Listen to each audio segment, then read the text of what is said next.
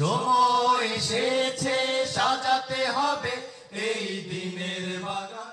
ঐতিহাসিক সোহরাওয়ার্দী উদ্যানের সম্মেলনে ইসলামী ছাত্র শিবিরের সারা দেশ থেকে আগত প্রায় ৭,০০০ সদস্য ছাড়াও আমন্ত্রিত অতিথি হিসাবে যোগ দেন সংগঠনটির সাবেক নেতৃবৃন্দ, বিভিন্ন রাজনৈতিক ও পেশাজীবী সংগঠনের নেতা এবং বেশ কয়েকটি মুসলিম প্রধান দেশের রাজনৈতিক দলের প্রতিনিধি। We are here, brothers. We are the next leaders. When I see you, we see the future of Bangladesh and we see the future of Ummah. আমরা যেন আমাদের লক্ষ্যে আমরা পৌঁছাতে পারি। পবিত্র কুরআন তেলাওয়াতের পর জুলাই বিপ্লবে নিহত শহীদ আলী রায়হানের পিতার বক্তব্যের মধ্য দিয়ে শুরু হওয়া উদ্বোধনী পর্বের বক্তব্যে শিবিরকে ফ্যাসিবাদ পতন আন্দোলনের বিশ্বস্ত সহযোগী হিসেবে মন্তব্য করেন বৈষম্য বিরোধী আন্দোলনের সংগঠকরা। তাদেরকে আমরা প্রত্যক্ষ এবং পরোক্ষভাবে পেয়েছি।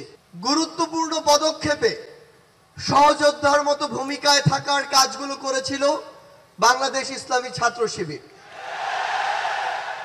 আমরা আমাদের জায়গা থেকে স্পষ্ট একটি জিনিস বলতে চাই যে কেউ কোনোদিন কোনো সত্যকে চাপিয়ে রাখতে পারে না। সত্য প্রকাশিত হওয়ার সময়ের শুধু অপেক্ষা। মৌলিক মানবাধিকারকে নাই করে দেবার যে সংস্কৃতি আওয়ামী লীগ তৈরি করেছিল সেই সংস্কৃতিকে চলতে দেওয়া যায় না। পতিত আওয়ামী লীগ সরকারের দোসরদের ষড়যন্ত্র সক্রিয় রয়েছে অভিযোগ করে সেই ষড়যন্ত্রে স্বৈরাচার বিরোধী আন্দোলনে থাকা দলের কোনো নেতা জড়িয়ে পড়েছেন বলেও মন্তব্য করেন জামাতের শীর্ষ নেতারা। বাংলাদেশের মাটিতে আর কোন ফ্যাসিবাদী শাসন ফিরে আসতে দেওয়া হবে না।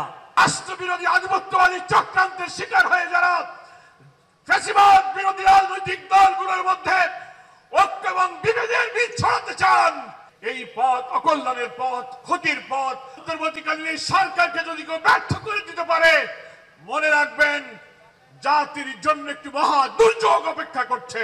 ঐক্যের আহ্বান জানিয়ে দেশের মাটিতে ফ্যাসিবাদের আর কোনো স্থান হবে না বলেও মন্তব্য করেন ডাক্তার শফিকুর রহমান। 2009 সালের 10 জানুয়ারি ক্ষমতায় আসার পর থেকে ধারাবাহিকভাবে যতগুলা হত্যাকাণ্ড সংগঠিত করেছেন তার সবগুলার বিচার এই বাংলার মানুষ চায়, এই বাংলার মাটিতেই দেখতে চায়।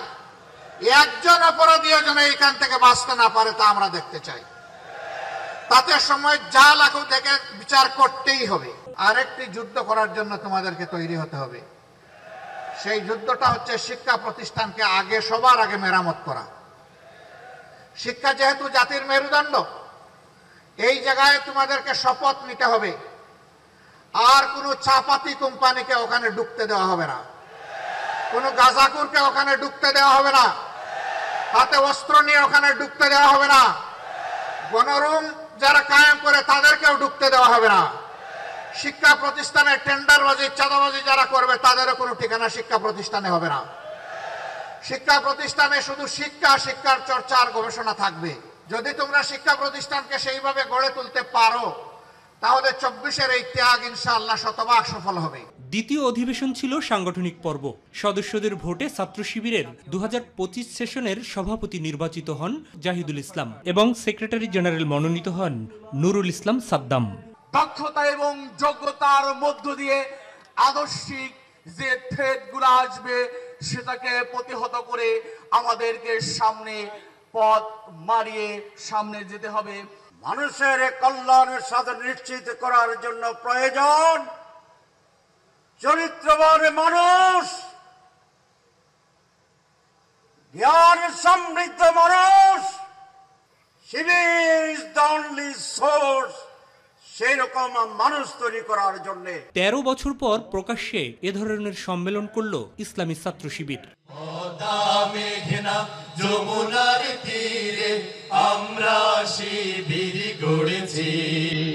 মাহবুব সৈকত, মাই টিভি, ঢাকা। যমুনার তীরে।